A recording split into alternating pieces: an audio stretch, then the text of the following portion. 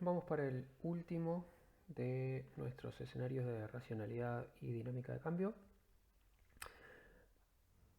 En los dos videos anteriores me estaba olvidando de marcar en negrita a cuál era que íbamos pasando. Dejé siempre racionalidad perfecta y limitada cuando pasamos por incrementalismo y por equilibrio interrumpido. Ahora marqué en negrita el enfoque de tacho de basura o garbage can en inglés, que es el que estaríamos describiendo en esta oportunidad para cerrar, y continuaríamos después en las próximas con modelos de análisis planteados para estudiar más en detalle la discusión entre distintos grupos promotores de políticas y el proceso de entrada en agenda de las políticas, algo que vamos a ver con el enfoque de corrientes múltiples y el de coaliciones promotoras, particularmente el de corrientes múltiples con bastante en común con ciertas claves del enfoque de tacho de basura o garbage can que vamos a ver hoy. Bueno, pasamos ya en los anteriores por racionalidad, incrementalismo y equilibrio interrumpido. Aprovecho a recordar toda esta serie de enfoques, los de racionalidad, el incrementalismo y el de tacho de basura o garbage can, están descritos brevemente en el texto de Bayes, en la sección que ya habíamos dicho. El de equilibrio interrumpido había que ir a buscarlo al texto de Parsons. Eso se me pasó decirlo también la vez anterior, pero ya lo habíamos dicho otras veces. Con el enfoque de tacho de basura, entonces volvemos a la descripción general del texto de Bayes. Sobre este enfoque, decir que el criterio planteado para explicar cómo se llega a una cierta política es fundamentalmente el de coincidencia, así como habíamos dicho que en el enfoque de racionalidad el criterio era o buscar la política óptima al principio o buscar la política más satisfactoria en el enfoque de racionalidad limitada, así como en el incrementalismo el criterio era el compromiso, la construcción de acuerdos entre los distintos actores, y el planteo era se llega a una cierta política fundamentalmente por ahí. Este enfoque lo que va a plantear es cómo en muchos escenarios de construcción de política la razón de fondo por la que se llega a responder a un cierto problema con un cierto tipo de política particular, con una cierta respuesta en particular, tiene que ver fundamentalmente con temas de coincidencia. Y esta coincidencia es coincidencia en el tiempo y en el espacio de los planteos de problemas y de soluciones. A lo que el enfoque apunta es a, en cierto momento y cierto lugar, hay siempre una serie de cuestiones de agenda sugeridas, problemas sugeridos por un lado y instrumentos sugeridos por el otro, posibles herramientales de política sugeridos por el otro. Se llega a una política cuando parece que uno de los instrumentos que está en boga, que está en discusión, parece ser aplicable a cierto problema que se quiere abordar. De ahí la metáfora del tacho de basura. La metáfora de la figura del tacho de basura tiene que ver con esta idea y está descrita allí a continuación. La idea es el escenario de decisión de políticas es como un tacho de basura al que van llegando diversos planteos de problemas y diversos planteos de solución. Diferente gente desde distintos lados, distintas instituciones, distintos actores van trayendo a la agenda planteos de asuntos problemáticos que habría que resolver de algún modo y sugerencias de posibles respuestas. Mirá, en tal sitio están desarrollando el instrumento tal y tal que parece interesante. O mirá, yo desarrollé esta idea de instrumento que me parece que puede ser aplicable a problemas de tal clase o de tal otra. Desde distintos sitios te llegan planteos de problemas y problemas de solución. De ahí esta idea de tacho de basura donde van cayendo cosas que distintos actores tiran, entre comillas. Van llegando planteos de problema o de solución de distintos lados. Y la idea es, tenés muchas veces una política operando respecto a un cierto asunto cuando coincidieron en ese tacho, coincidieron en ese momento y en ese lugar, coincidieron en ese espacio de discusión, coincidieron en esas instituciones determinados planteos de problema con planteos de instrumentos que uno diga, bueno, mira, esto lo podríamos aplicar a aquel problema del que estábamos hablando. Esto implica también que las opciones de políticas que muchas veces se plantean que muchas veces se pueden plantear para responder a un cierto problema, son sumamente limitadas, pero y más limitadas incluso de lo que planteaba la racionalidad limitada. La racionalidad limitada decía, bueno, vas a traer todo tu elenco de técnicos, vas a preparar todo un equipo de trabajo para diseñar la política, vas a manejar todas las posibilidades, vas a imaginarte todo lo posible y después seleccionarás.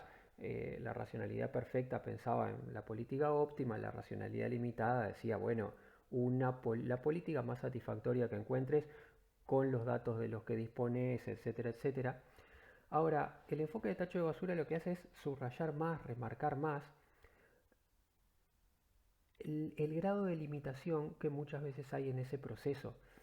Y lo que marca el enfoque es, en muchas ocasiones vos lo que estás haciendo no es crear equipos para que se pongan a pensar cómo responder a una cierta cosa, encargándoles de la nada la invención de una política para responder a eso, sino que en muchísimas ocasiones, más que inventar la política que precises para tal tema, lo que haces es mirar alrededor, a ver de los instrumentos que hay conocidos, aplicados o sugeridos para aplicar en el lugar donde vos estás, en el momento en que vos estás, bueno, de ese menú súper específico y recortado, bueno, ¿qué parece más a la mano?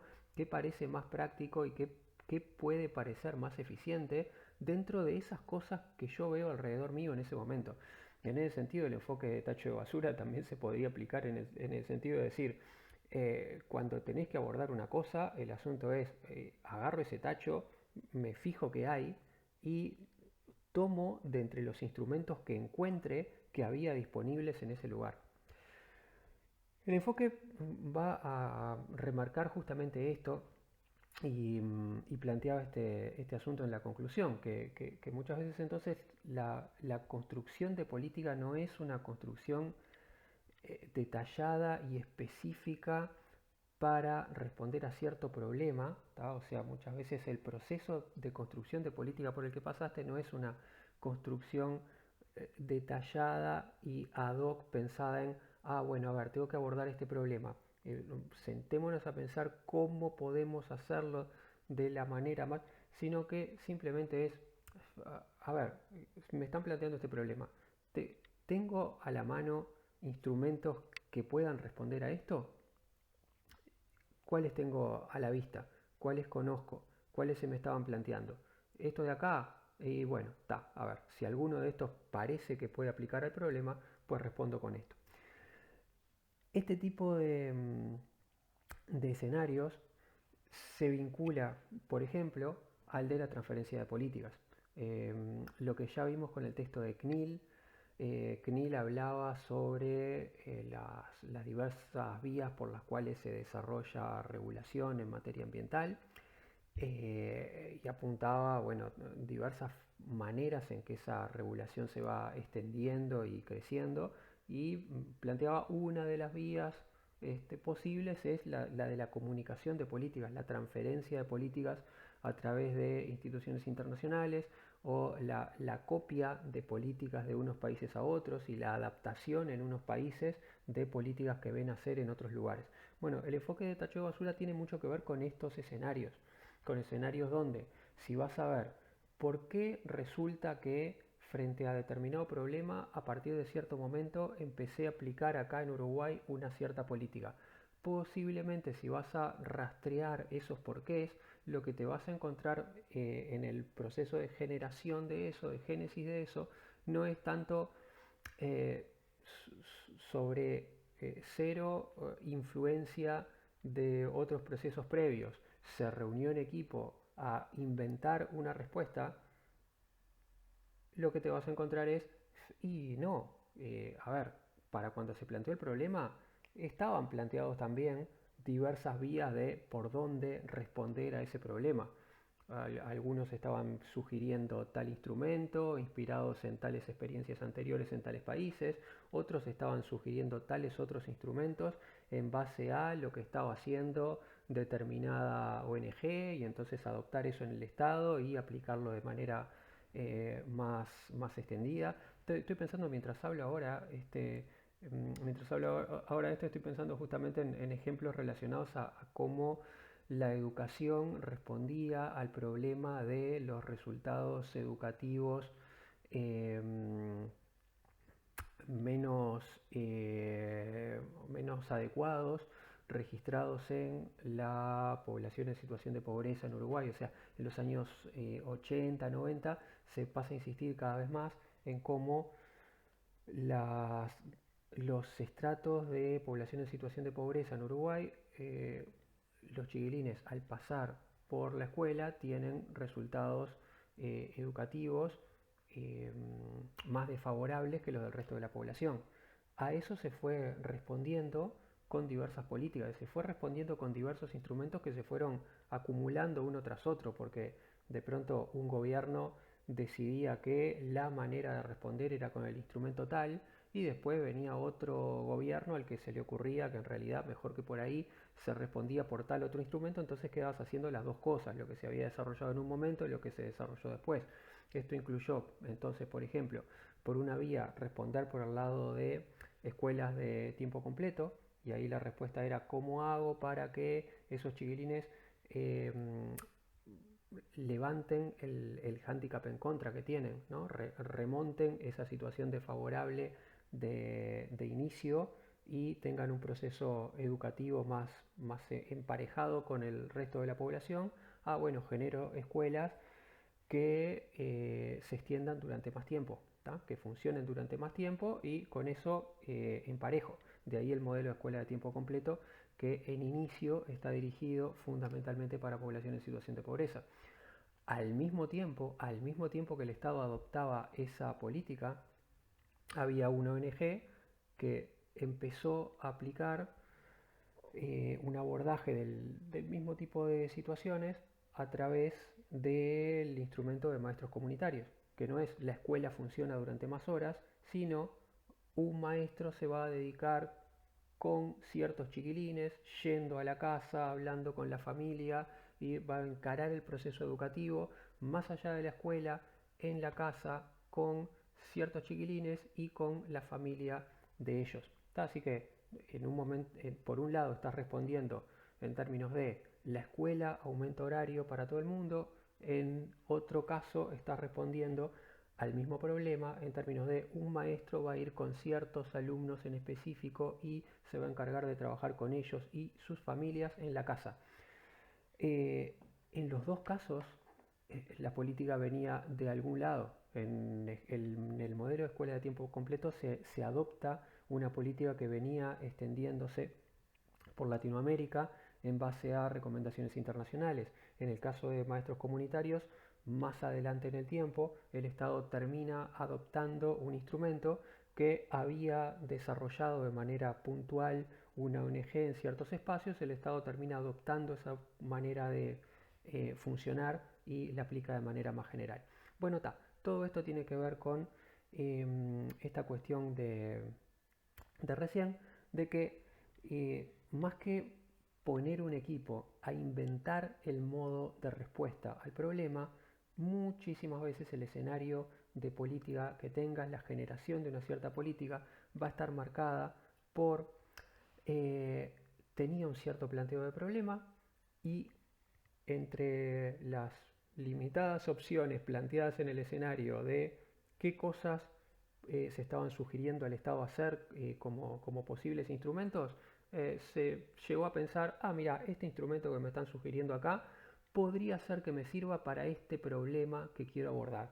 Podría ser que las escuelas de tiempo completo que vienen extendiéndose por diversos países de América Latina me sirvan para tratar de atacar el problema que yo tengo de una alta repetición de los chiquilines que vienen de situaciones de pobreza al comenzar la escuela.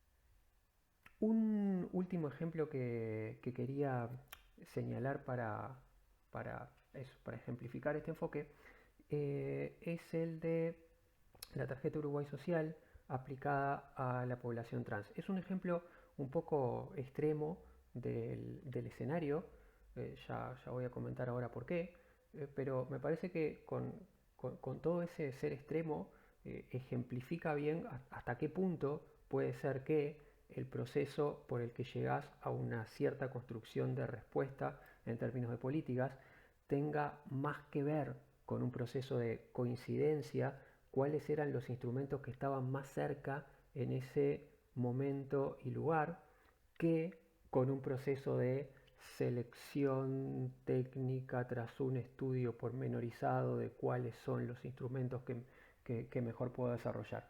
Y que ese criterio de coincidencia muchas veces termina primando. Es, creo importante agregar esto a lo que estábamos comentando recién sobre la conclusión, y es que el motivo por el que muchas veces terminás definiendo por coincidencia es porque eso es más rápido, más pragmático y menos costoso y lento que ponerte a tratar de inventar el instrumento nuevo. Muchas veces es simplemente un proceso mucho más rápido y sencillo llegar a que definamos dentro de los instrumentos que acá conocemos cuál puede ser mejor aplicar. ¿tá? Es menos costoso, más sencillo y más eficiente dirigirse por ese camino que ponerse a generar un proceso donde se procure inventar una cosa nueva. Bueno, el tema de la aplicación de la tarjeta Uruguay Social a la población trans es un ejemplo muy extremo de este tipo de lógica. Extremo porque incluso quienes proponían el desarrollo de esta aplicación lo hacían sabiendo que no era el instrumento más adecuado. ¿tá? Y sin embargo, de todas maneras se planteó de forma exitosa y se terminó aprobando. Voy a contar un poquito el contexto de este problema y cómo se llegó a esa solución. El problema que estaba planteado era el de que gran parte de la población trans en Uruguay tiene problemas para el acceso a trabajo. Como tiene problemas para el acceso al trabajo, o muchas veces termina ocupada en prostitución, no por elección, sino simplemente porque no tiene otra, porque si vas a tratar de conseguir trabajo por ahí en cualquier otra cosa, es muy difícil que lo consigas. Bueno, frente a ese tipo de problemas, eh, el primer instrumento de política aplicado específicamente para población trans fue generar una versión que todavía existe y todavía se aplica de la tarjeta Uruguay Social específicamente para la población trans. La tarjeta Uruguay Social ya la hemos mencionado y ha estado mencionada muchísimo en este último tiempo debido a la crisis del coronavirus. Es una política, una transferencia monetaria fundamentalmente dirigida a la compra de alimentos, o sea, básicamente un apoyo alimentario a los hogares en situación de pobreza aguda con menores a cargo. ¿tá? Esos son quienes normalmente cobran la tarjeta Uruguay Social. O sea, dentro de los hogares que cobran asignación familiar del plan de equidad, o sea, pobres o vulnerables a la pobreza, un grupito más específico con condiciones de pobreza más agudas cobra un complemento de plata que va dirigido fundamentalmente a compra de alimentos. En el momento en que estas cosas se estaban discutiendo, y es esta discusión de la que estoy hablando es una discusión del periodo 2010-2015, en aquel momento la tarjeta Uruguay Social estaba dando algo así como unos 1.500 pesos mensuales, ¿tá? Como decíamos recién, refuerzo de plata para compra de alimentos en hogares extremadamente pobres y con menores a cargo. Bueno, como decía recién, la primera política dirigida específicamente a población trans que se generó fue pasar a contar como beneficiarios de la tarjeta Uruguay Social a la población trans en general, siempre que lo pidiera, con este apoyo de 1.500 pesos para compra de alimentos.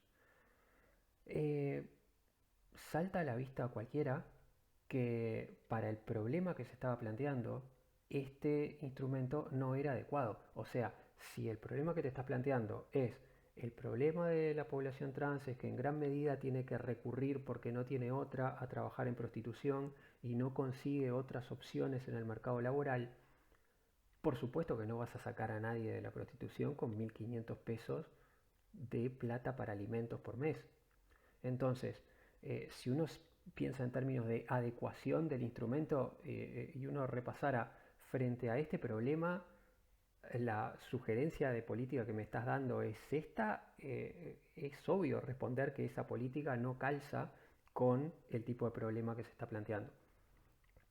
De hecho, ni que hablar que no todo el mundo vinculado a la gestión de esta política estaba de acuerdo con la propuesta. Fue algo bastante discutido el asunto, porque parte de la gente más vinculada a la gestión de la tarjeta Uruguay Social y al análisis sobre el tema, lo que planteaba era justamente, bueno, pero no, esta política va dirigida a otra cosa.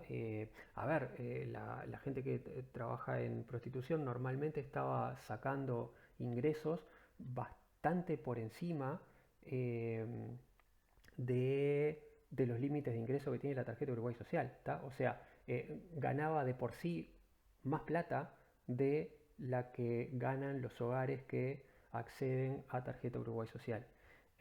O sea, el planteo era, esta política en realidad es para otro tipo de población y es para otro tipo de población buscando resolver problemas que no son los problemas que ustedes me están planteando acá, y no los vamos a resolver con este tipo de instrumentos. O sea, había eh, una discusión planteada respecto a qué tan idóneo podía ser el instrumento y de por sí era muy visible que no era el instrumento más adecuado, que en todo caso lo que precisabas era más bien políticas relacionadas a la apertura de opciones de trabajo, el acceso a opciones de trabajo, más que 1.500 pesos para alimentación. Sin embargo, después de todo ese debate, se terminó aprobando que hubiese una extensión de la tarjeta Uruguay Social a la población trans. Y esto fue fundamentalmente por una cuestión de valor simbólico.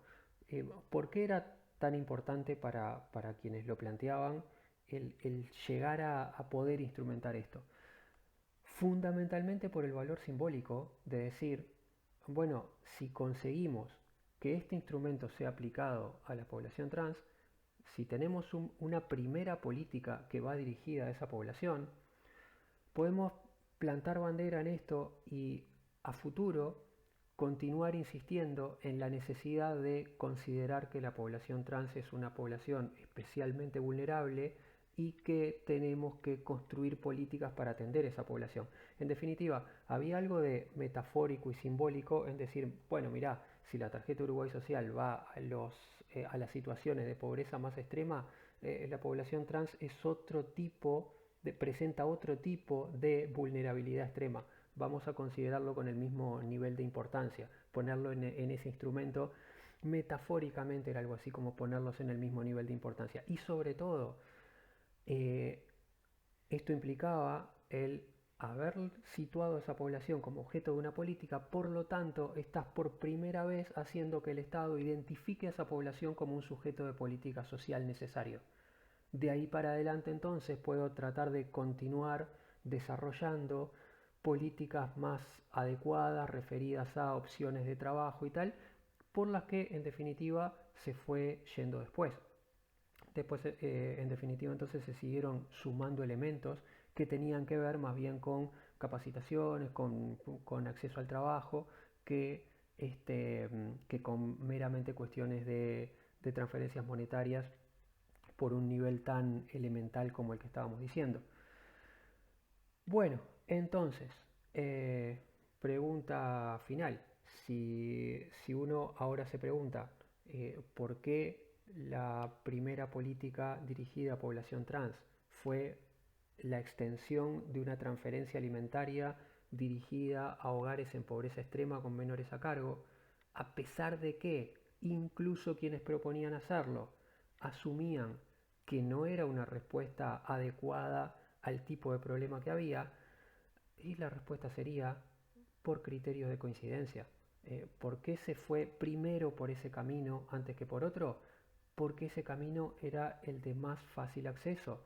Las áreas institucionales que estaban proponiendo la medida eran de la misma institución que las áreas que manejaban la tarjeta Uruguay Social.